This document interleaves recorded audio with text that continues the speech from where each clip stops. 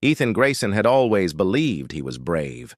Moving into the city alone, he thought he could handle anything. But when his sister Lila warned him about the old building on Hawthorne Street, he laughed.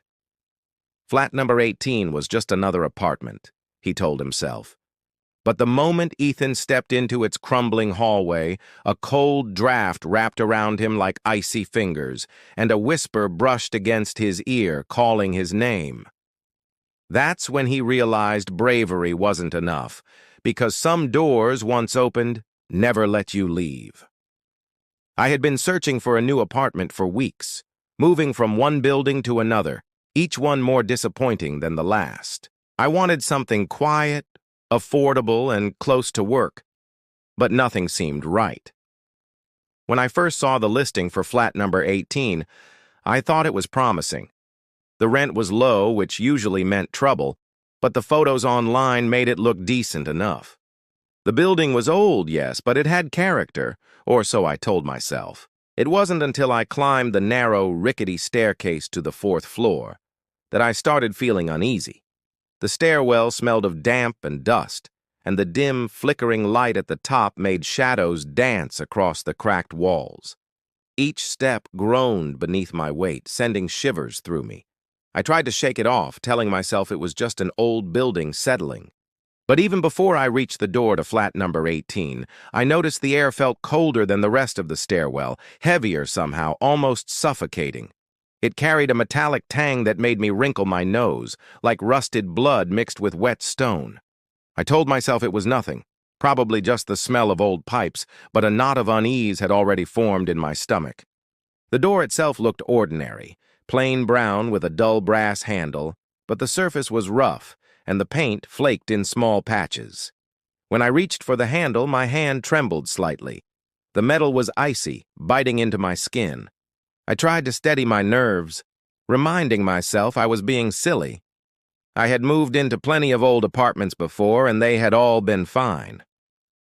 But the instant I pushed the door open, a wave of cold air hit me like a wall.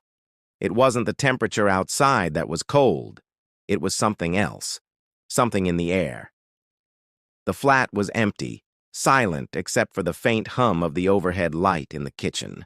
The walls were off-white but streaked with gray, and dust lay in thick layers on the floorboards. As I stepped inside, I noticed that the shadows seemed to cling to the corners, darker than they should have been, twisting unnaturally. I told myself it was just my imagination. The first time you enter a place alone, the brain tends to exaggerate, right? I walked from room to room, my footsteps echoing too loudly, and everything seemed normal, or at least as normal as an abandoned apartment could be. Then I reached the bedroom. The air was colder here than anywhere else in the flat, and it pressed against my skin like a living thing. That's when I saw it. Words etched faintly into the plaster on the far wall. At first, I thought it was a shadow or a trick of the light, but as I stepped closer, I realized someone, or something, had scratched letters into the wall. "Leave before it sees you." My stomach churned. My hands shook, and for a moment I couldn't breathe. Who would write something like that? And how long had it been there? The words looked old, deep enough to have been made months ago, but somehow they radiated a fresh, threatening energy, like the flat itself had written them. I forced myself to move away from the wall, telling myself I was overreacting.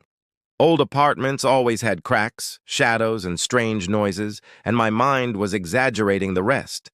But the flat had a strange way of making me second-guess everything. The floorboards creaked in patterns that didn't match my steps, almost as if someone else were walking around, just beyond my vision. I turned sharply, expecting to see a figure, but the room remained empty. Then I noticed the hallway mirror, tall and narrow, standing slightly crooked. My reflection looked normal at first, but then a flicker at the edge of my vision made me freeze. A dark shape, blurred and formless, seemed to stand behind me. My pulse thundered in my ears. I spun around, heart racing, and there was nothing. The empty hallway stretched behind me, silent except for my own ragged breathing. I stared back at the mirror. The shape was gone. But for the first time, I didn't feel like I was alone. I didn't want to stay any longer, but something compelled me to explore further, as if the flat itself was watching, waiting. Every corner I turned felt like stepping into a trap.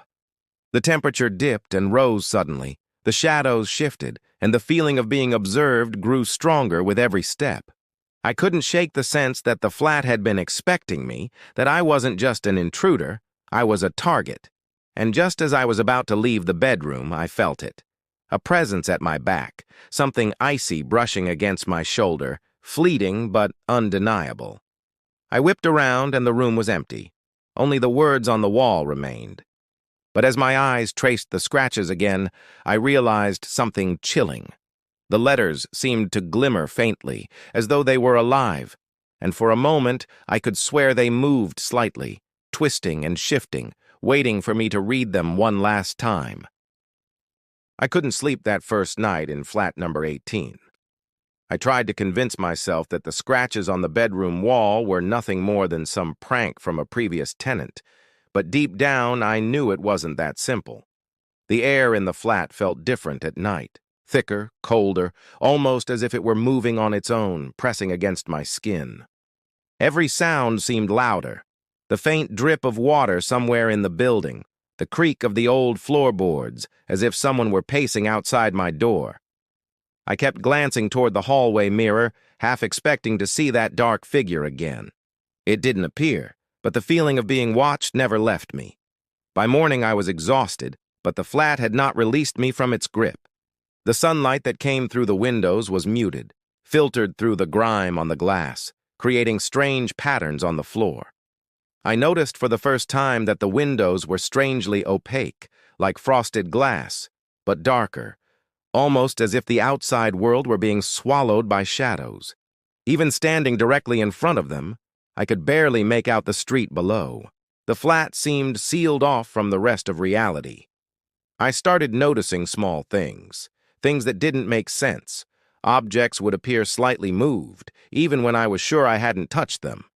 A chair would shift an inch to the left, a book would slide from the edge of the shelf to the center. At first, I told myself it was just the old building settling, vibrations from traffic, maybe even my imagination.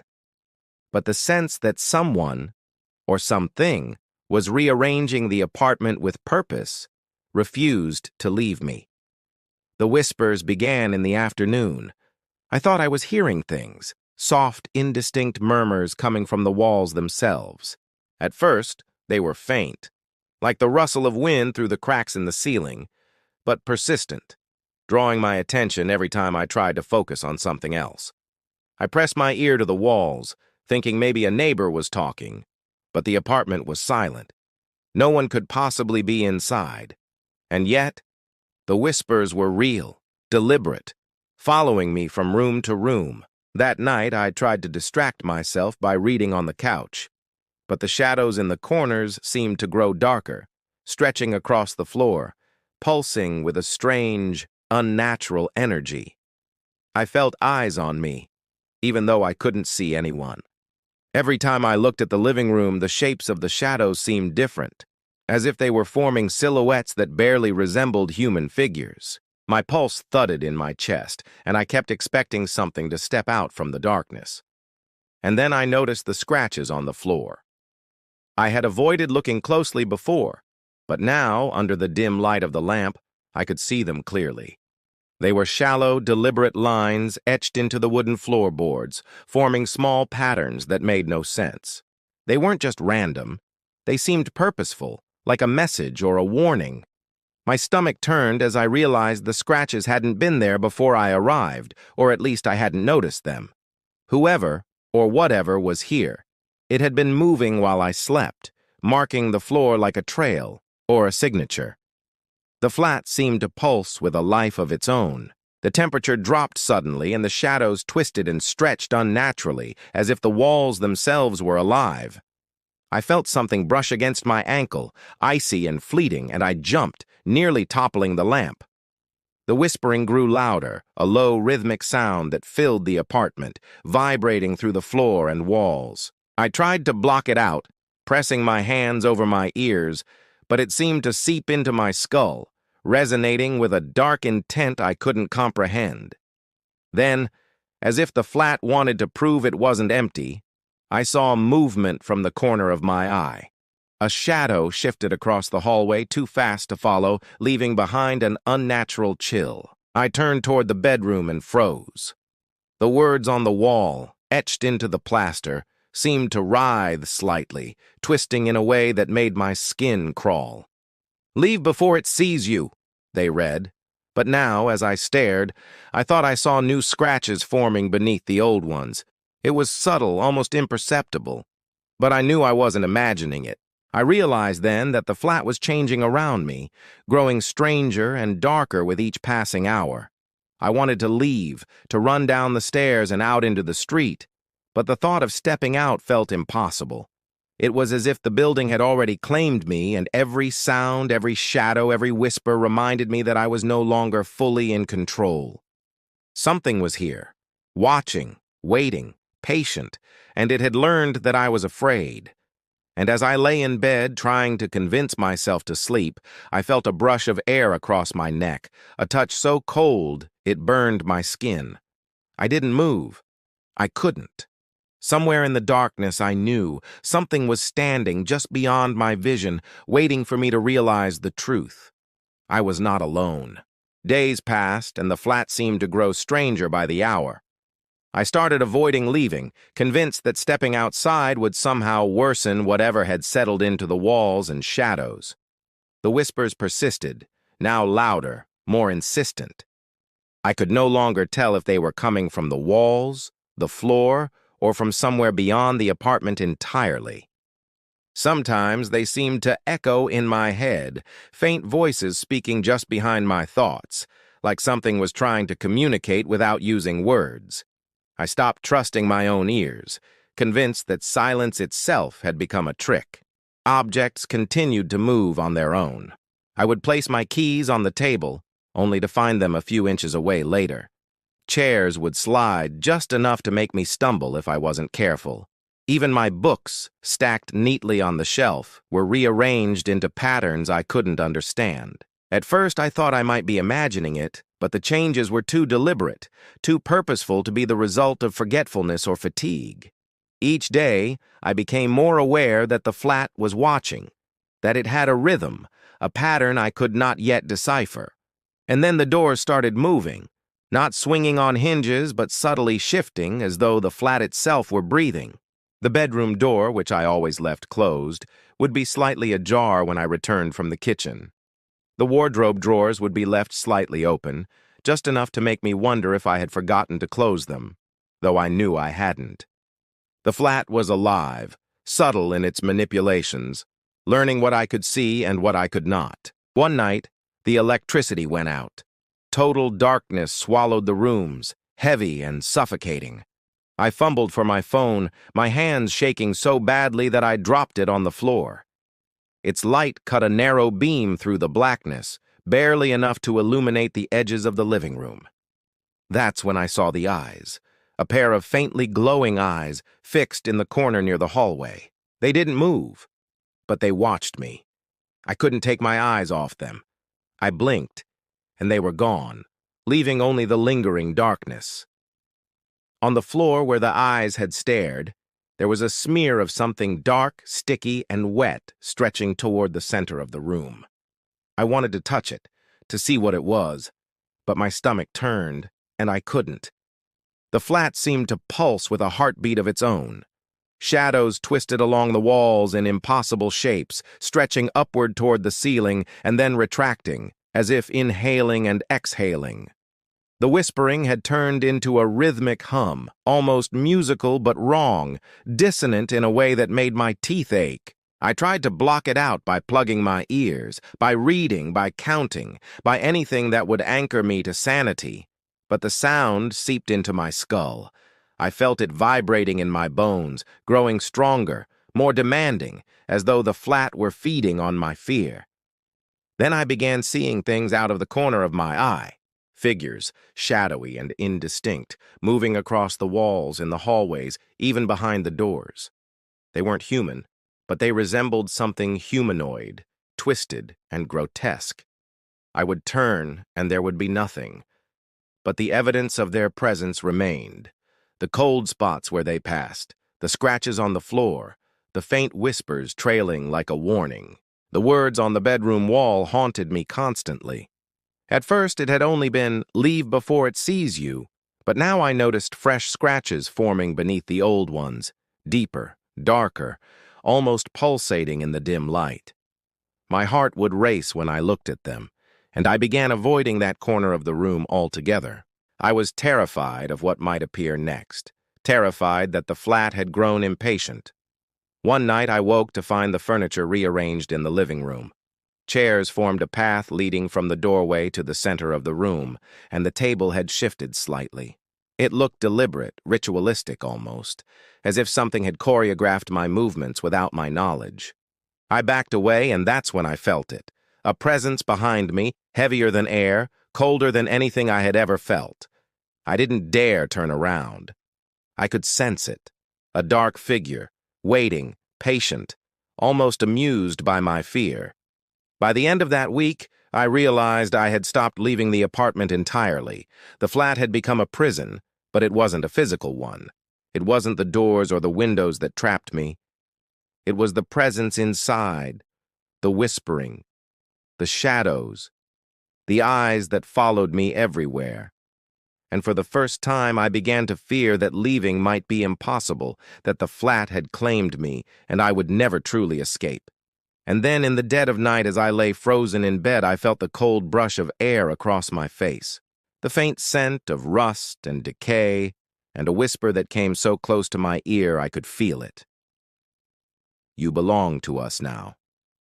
By the time I reached the 4th day of living in Flat No. 18, I had stopped thinking in normal terms.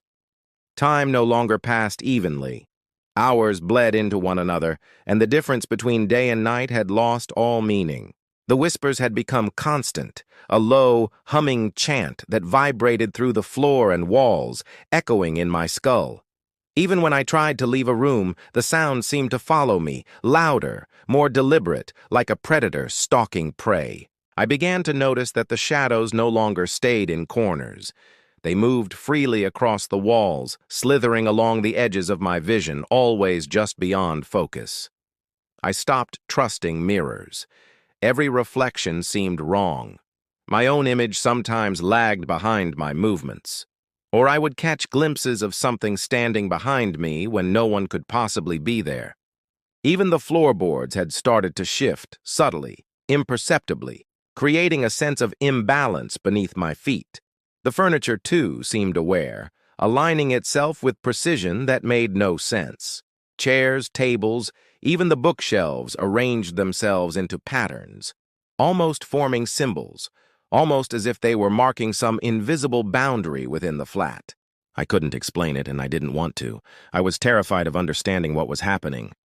One night, I woke to a sound that froze me faster than fear had ever done before, the front door opening.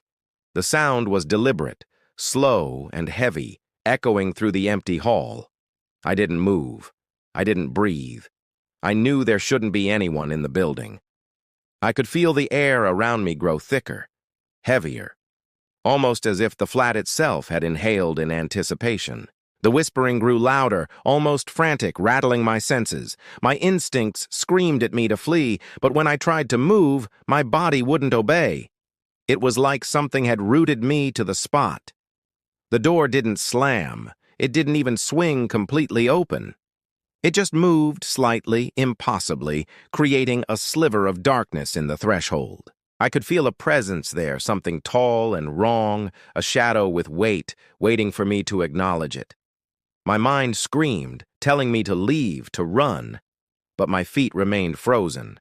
I tried to call for help, but my voice wouldn't work.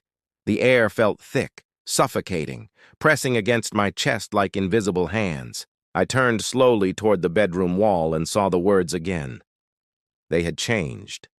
Fresh scratches had appeared beneath the old warning, "You belong to us now." The letters were deeper, almost bleeding into the plaster, and they seemed to pulsate with a life of their own. My stomach churned, and a cold sweat ran down my back. The flat wasn't just a place anymore. It was a sentient presence, and it had chosen me. It was waiting for me to accept its control, and I realized with growing horror that it didn't plan to let me leave. The shadows in the living room began to move independently, twisting into forms that resembled figures. They weren't human, not exactly, but they had limbs, elongated and grotesque, and they circled the center of the room in a deliberate pattern. My eyes followed them, paralyzed with fear, until I realized the pattern was leading somewhere, toward the hallway, toward the bedroom. It was arranging the space, preparing me for something I couldn't yet understand. I spent hours lying on the floor trying to convince myself that morning would bring relief, that daylight would dissolve the flat's power over me. But the windows had become darker, opaque, impenetrable. No sunlight came through. Even the street outside seemed distant, unreal, as though it existed in another world entirely. The apartment had become a pocket universe, and I was trapped inside. By the fifth night, exhaustion had set in, and my mind was fraying. I could feel whispers everywhere, inside the walls, inside my skull, merging into a single, overwhelming voice. The shadows now followed me wherever I went. One corner of the room, once dark and still, now bulged with movement, pulsing as if breathing. I approached slowly, terrified, and saw the tall figure standing there, faceless, its form radiating malice and patience. I wanted to look away, but I couldn't. The flat had me completely in its grip. I realized with a sinking horror that leaving wasn't about opening the door. The flat didn't need walls or windows to trap me. It had grown inside me, into my mind and my senses. It had been waiting for someone like me, someone curious, alone, susceptible, and it was patient enough to wait for days, weeks, even months if necessary. And now I understood. The flat wasn't going to let me go. I was already inside it completely, and it had plans I could not comprehend. Then I felt the brush of icy air on my neck again, just as I had on the first night. I spun around, but there was nothing there, only the shadows twisting and pulsing along the walls. My reflection in the hallway mirror flickered, and for a heartbeat, I thought I saw a grin where my own face should have been. It was wide, unnatural, and filled with hunger. The whispers surged into my mind, echoing the words I had seen scratched into the wall. "You belong to us now." I collapsed onto the floor, paralyzed by fear, as the flat seemed to pulse around me, alive and aware. I didn't know how much longer I could resist, or if resisting even mattered anymore. The darkness was patient, eternal, and I had no choice but to accept that it was winning. I had lost count of how many nights I had spent in Flat No. 18. Time no longer held meaning. Each hour bled into the next. Each shadow whispered louder than the one before. I had stopped sleeping properly, had stopped eating regularly, had stopped leaving the flat at all. The presence inside was constant, patient, waiting, and I felt its weight in every corner, every draft, every flicker of light. It was no longer just an apartment. It was a living, breathing entity, and I had become part of it. Then, one morning, I woke, and the flat seemed normal. The shadows had retreated to corners. The whispering had vanished, and the light coming through the windows was soft, natural, as if nothing had ever happened. The scratches on the walls and floors had disappeared, leaving only smooth plaster and wood. My belongings were in their original positions, untouched and orderly. I almost laughed with relief. Almost. I wanted to believe it was over. I wanted to believe that I had imagined everything, that the terror of the past week had been the result of fatigue or stress or some hallucination. I got up slowly, testing the apartment, trying the door handle. It opened without resistance. I stepped into the hallway, expecting freedom, expecting sunlight and air, but something felt off. I could still feel it, the flat's presence, subtle but undeniable, lingering like a shadow beneath my skin. The hallway stretched farther than it should have. The numbers on the doors blurred into indecipherable shapes. It was impossible to tell which door led outside, and the elevator shaft yawned like a dark mouth that led nowhere. Panic returned in waves. I ran back into the apartment, desperate to find some clue, some explanation, but everything looked ordinary. I checked the bedroom wall, blank. I checked the floor, smooth, unmarked. Yet the feeling of being watched never left me. I realized with dawning horror that the flat had changed, yes, but it had not released me. It had tricked me into thinking I had escaped, lulled me into a false sense of security, and now I was more trapped than ever, because the flat no longer needed obvious signs of its control. It had moved inside me, into my perception, my mind. I looked into the hallway mirror, and for the first time I saw it clearly. My reflection wasn't my own. At first it mimicked me perfectly, but then I noticed the differences. Subtle, horrifying. The eyes were too dark, almost hollow, and they watched something behind me, something I couldn't see. My reflection's smile widened slowly, unnaturally, stretching further than humanly possible, and it lingered long after I had stopped smiling. I staggered backward, clutching my head, but the reflection continued to grin. The flat seemed to pulse in response to my fear. Shadows in the corners flickered, and the air grew colder, heavier, pressing against me. I could hear whispers again, but now they were inside my own mind, repeating a single phrase over and over. "You belong to us." It wasn't a warning anymore. It was a statement, a declaration of ownership. My heartbeat thundered in my ears as I stumbled to the living room, hoping, praying that I would find a way out. And then I saw them. The figures, tall and dark, emerged from the shadows. They were humanoid but twisted, elongated and featureless, as if someone had taken the concept of a person and stretched it into something monstrous. They circled the room slowly, methodically, moving closer with every step. I tried to move, but my legs wouldn't obey. My mind screamed at me to run, but my body was no longer mine. The flat had claimed it, and it had claimed me. I sank to the floor, paralyzed by terror. One of the figures moved closer, raising an arm that ended in something sharp and shadowed. It hovered over me, silent, patient, and I realized that whatever was about to happen didn't need me to struggle. I was already part of it. My senses were no longer my own. The flat and its occupants had seeped into my perception, my thoughts, my very awareness.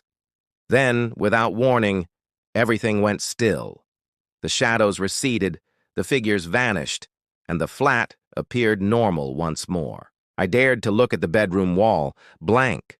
The floor was smooth. The whispering had stopped. I felt relief. For a moment I thought I had survived, that I had endured the worst and the flat had let me go. But the mirror told the truth. My reflection smiled without me moving. The eyes that stared back at me were not mine. They were dark, hollow, alive with a hunger I could not escape. I stepped closer, and the reflection did the same, moving independently, widening its grin. I stumbled backward, heart hammering, and that's when I realized that Flat No. 18 had not been just a place. It was a predator, patient and eternal. And I had walked straight into its trap. I turned toward the door, desperate to leave, but the hallway stretched into impossible darkness. No matter which way I went, the numbers on the doors blurred, the exit became unreachable, and the whispers returned, echoing inside my head. "You belong to us now." And I understood, with a cold certainty, that the flat had never intended to let me go. It was alive. It had chosen me, and I would never escape. Even now, as I write this, the mirror in the hallway reflects something that isn't me. Something waits, patient and eternal, watching, grinning, knowing that anyone who enters flat number 18 will become part of it, just as I have. The flat is waiting for the next tenant.